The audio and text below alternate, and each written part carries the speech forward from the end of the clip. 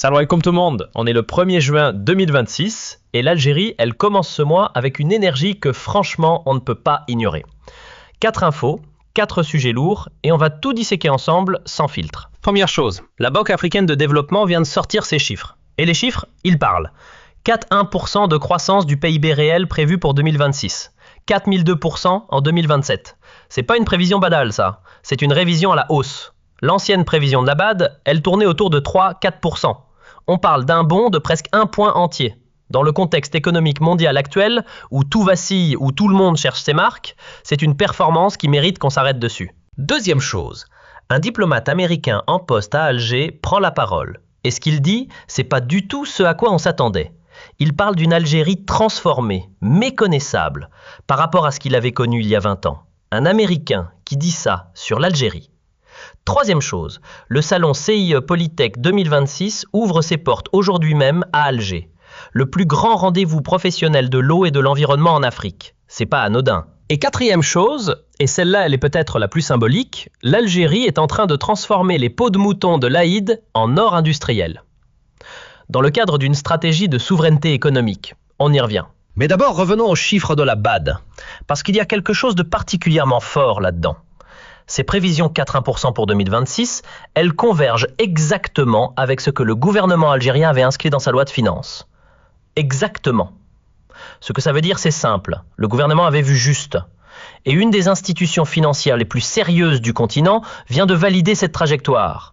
Officiellement. Maintenant, derrière ce chiffre de 4,1%, qu'est-ce qui tire vraiment la croissance? La BAD, elle est claire là-dessus. Ce sont 3 moteurs. La production manufacturière, la production agricole et la demande intérieure. Consommation des ménages et investissement. Autrement dit, ce ne sont pas les hydrocarbures seuls qui font le travail. Ce sont les usines, les champs et les Algériens qui consomment, qui investissent, qui construisent. Ce sont des moteurs sains, durables. Et ça, c'est une différence fondamentale. Passons maintenant au deuxième point qui mérite notre attention. L'inflation. On est passé de 4,4% en 2024 à 1,7% en 2025. Une chute spectaculaire. Et ce sont les familles algériennes qui le ressentent directement dans leur quotidien. Le pouvoir d'achat se stabilise enfin. Les prix ne s'emballent plus, comme c'était le cas il y a quelques années à peine. Troisième point, et celui-là il est important, l'indice de développement humain. La BAD le souligne clairement. L'IDH de l'Algérie place le pays parmi les plus développés du continent africain. Et attention, on ne parle pas uniquement d'une métrique économique froide, on parle de la qualité de vie réelle des citoyens, l'accès à l'éducation, l'accès à la santé, le niveau de vie. Sur ces indicateurs-là, l'Algérie figure dans le haut du tableau africain. Quatrième élément, et il est fondamental pour comprendre la portée de tout ça, le contexte mondial dans lequel ces résultats ont été obtenus.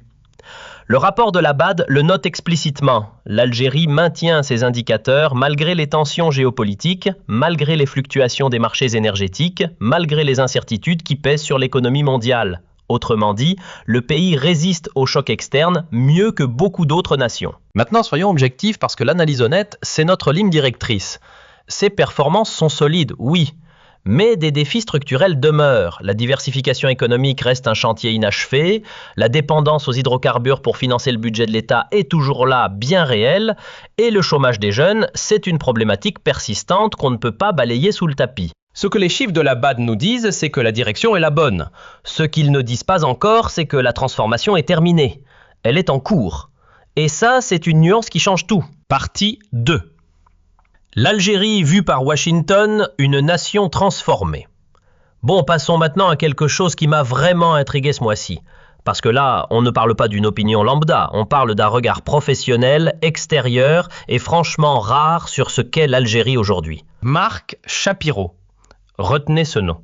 C'est le chargé d'affaires de l'ambassade américaine à Alger depuis le 1er mars 2026. Et ce type, il connaît l'Algérie, pas en touriste, pas en amateur. Il avait déjà servi comme officier politique à Alger entre 2007 et 2009.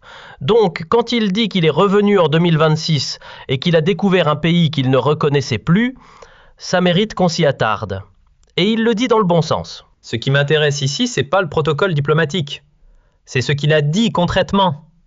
Un pays plus ouvert, plus détendu, c'est lui qui parle, pas moi. Et cette formule, elle pèse. Parce qu'un diplomate américain n'a aucune raison de flatter l'Algérie pour faire plaisir. Il analyse, il rapporte, c'est son métier. Ensuite, et ça m'a vraiment frappé, il parle de l'anglais.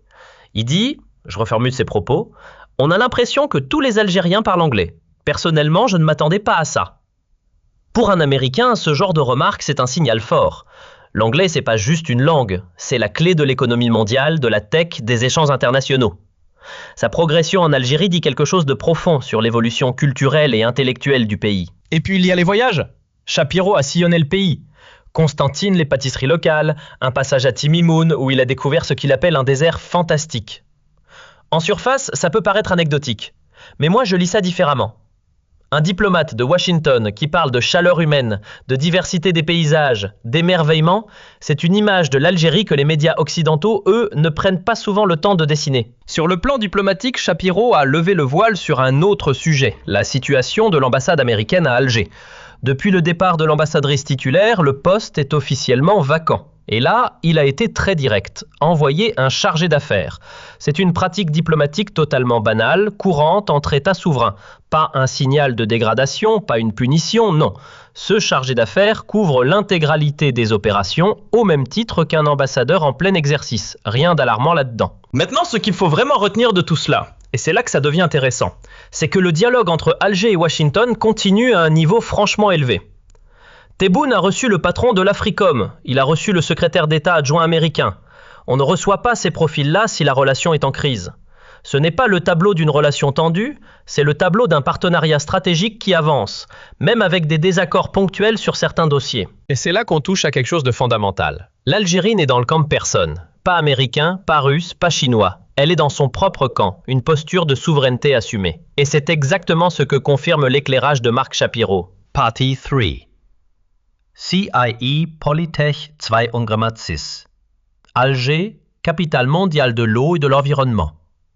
Le troisième sujet du jour, c'est un événement qui démarre aujourd'hui même, et il mérite vraiment qu'on s'y attarde parce qu'il touche à ce qui est peut-être le défi le plus critique de ce siècle pour l'Algérie comme pour l'Afrique tout entière. Alors on parle d'eau. Et pas n'importe quoi, ce matin, même le palais des expositions de la SAFEX à Alger ouvre les portes de la 20e édition du CIE Polytech, le salon international des équipements, des technologies et des services de l'eau et de l'environnement. 4 jours, jusqu'au 4 juin. Rencontres, présentations techniques, négociations commerciales. Maintenant, regardez les chiffres parce que les chiffres de cette édition 2026 parlent d'eux-mêmes. Plus de 170 exposants contre 140 en 2025. Près de 10 000 visiteurs professionnels attendus contre 8 500 l'année dernière. On parle d'une hausse de 21% pour les exposants, 18% pour les visiteurs. Ce n'est pas anodin, ce n'est pas un hasard. Ça dit quelque chose de très précis, le secteur de l'eau et de l'environnement en Algérie, il accélère. Mais voilà ce qui est vraiment remarquable dans cette édition. Ce qui change tout. La composition des exposants. 70% d'entre eux sont algériens. Sur 170 exposants annoncés, ça représente environ 120 entreprises algériennes. Pensez-y une seconde. Ce n'est plus un salon où l'Algérie regarde passivement des étrangers venir présenter leur technologie. C'est terminé ça. Désormais, les entreprises algériennes montent sur scène, elles montrent ce qu'elles savent faire et elles le font aux côtés de représentants de 16 pays. L'Allemagne, la Chine, la France, l'Italie, l'Espagne, la Turquie, l'Arabie Saoudite, la Russie, la Tunisie et d'autres encore. Alors de quoi parle vraiment cette édition 2026 ? Des vrais problèmes ? Pas des problèmes théoriques, pas des débats d'amphithéâtre, des défis concrets que l'Algérie doit affronter maintenant. Le dessalement d'abord, eau de mer, eau saumâtre. L'Algérie n'a pas hésité, elle a investi massivement et aujourd'hui, elle figure parmi les plus grandes capacités installées du continent africain. C'est un fait. Ensuite, l'économie circulaire appliquée à l'industrie. Comment on réutilise? Comment on recycle? Comment on arrête de gaspiller? La réutilisation des eaux usées épurées pour l'agriculture. Parce que dans un pays où la ressource en eau est sous pression permanente, ce n'est pas une option, c'est une nécessité. Et la finance verte? Comment on va chercher les capitaux pour financer des infrastructures environnementales, protéger le littoral, lutter contre la pollution marine? Ce salon, il est stratégique à plusieurs niveaux. Et là, il faut être très précis. L'eau, c'est la sécurité alimentaire. Pas d'eau, pas d'agriculture. Pas d'agriculture, pas d'autosuffisance. C'est aussi simple que ça. La transition écologique ensuite. Et beaucoup de gens ne l'ont pas encore compris, c'est une réalité économique. Les pays qui maîtrisent ces technologies auront un avantage compétitif considérable dans les décennies à venir. Et puis il y a cette opportunité que peu de gens mentionnent. L'Algérie peut devenir un exportateur de solutions environnementales vers l'Afrique subsaharienne. Un marché d'1 milliard de personnes qui en a besoin. désespérément. Et le chiffre qui dit tout, 70% des exposants sont algériens. Ce n'est plus un marché de l'importation, c'est un marché de la production, de l'expertise locale. L'industrie nationale de l'eau et de l'environnement est en train de se structurer. Et ça, c'est un signal fort. Partie 4. Du sacrifice à l'usine. Alors celle-là, je vais vous la raconter avec plaisir parce qu'elle dit quelque chose de fondamental sur la façon dont un pays peut changer de regard sur lui-même.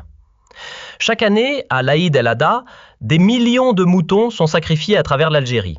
Et chaque année, on jetait les peaux, on les brûlait.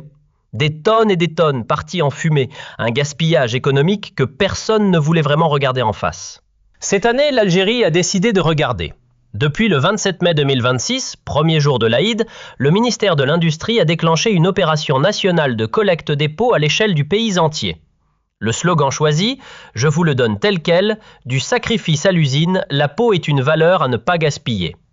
5 mots qui résument un changement de mentalité. Concrètement, des équipes déployées dans toutes les wilayas. Le groupe public Getex, le holding textile et cuir, coordonnent les opérations avec les autorités locales, les services techniques, les associations, les équipes de terrain. Les peaux collectées sont acheminées vers des structures de traitement, puis intégrées dans la filière cuir algérienne. Chaussures, sacs, vêtements, équipements industriels. Des produits à forte valeur ajoutée, pas de la matière brûlée au bord d'une route. C'est ça le vrai changement. Pas le chiffre, pas le slogan.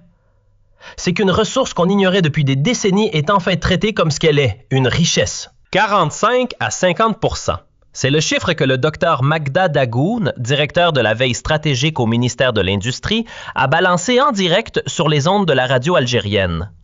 Pas une vague ambition de couloir, une cible précise, assumée, publique. Concrètement, une peau sur 2 récupérée, transformée, intégrée dans la chaîne industrielle. Ce n'est plus du discours, c'est une rupture de méthode. Et pour y arriver, le groupe public Getex entre dans la danse avec une capacité de stockage d'1 000 millions de peaux des équipements qui vont être entièrement modernisés pour tenir les standards actuels.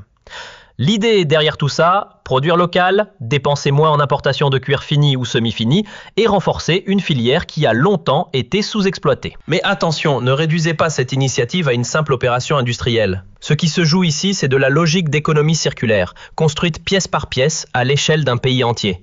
Chaque dinar qui ne part pas à l'étranger pour acheter du cuir importé, c'est un dinar qui reste dans le circuit national, qui crée de la valeur, qui génère des emplois. Et puis, il y a une dimension que les chiffres ne capturent pas facilement, la dimension symbolique. L'Aïd el-Adha, c'est le moment le plus sacré du calendrier algérien. Transformer ce temps de foi en acte économique utile, sans le dénaturer, c'est un signal politique fort. Le message du gouvernement est clair, rien ne se perd, tout se transforme et les traditions peuvent être des leviers de développement, pas des freins. Sur le terrain, les premières remontées parlent d'une mobilisation large et encourageante dès le premier jour. Les chiffres définitifs arriveront dans les prochains jours, mais si la barre des 45 à 50% est franchie, ce sera une première historique pour la filière cuir algérienne. Historique ? Un mois de juin qui commence fort, le 1er juin 2026. Nouvelle page, nouveaux chiffres, et cette fois, l'Algérie n'a pas à rougir. La Banque africaine de développement vient de revoir sa copie croissance projetée à 4001% contre 3004% initialement. Ce n'est pas anodin, c'est une correction à la hausse et ça dit quelque chose sur la trajectoire du pays. Pendant ce temps, l'inflation tombe à 1,7%, un niveau qui ferait rêver bien des économies européennes. Et l'IDH, il positionne l'Algérie dans le peloton de tête des pays les plus développés du continent africain. Validation internationale solide. Mais ce qui m'a frappé cette semaine, c'est le témoignage de Marc Shapiro, chargé d'affaires américain, qui revient à Alger après près de 20 ans d'absence. Son verdict, une Algérie qu'il ne reconnaît plus. Plus ouverte, plus détendue, plus anglophone, plus accueillante. Quand un regard extérieur aussi calibré dit ça, on écoute. Et pendant ce temps, sur le terrain, ça bouge aussi. Le CIE Polytech 2026 ouvre ses portes à la SAFEX, 170 exposants, 70% algériens, 10 000 professionnels attendus. L'Algérie ne regarde plus les autres jouer, elle joue elle-même dans le secteur stratégique de l'eau et de l'environnement. Dernière note, et elle est loin d'être anodine, l'opération nationale de collecte des peaux de mouton vise entre 45 et 50% de cuir valorisé cette année. Ce qui était du gaspillage devient une opportunité industrielle. C'est ça la maturité économique. L'Algérie avance. Pas dans le bruit, pas dans l'improvisation, avec méthode, avec cohérence, avec une vision de long terme qui commence concrètement à porter ses fruits. Si cette analyse vous a été utile, laissez un pouce. Et pour ne rien rater de la suite, vous savez quoi faire.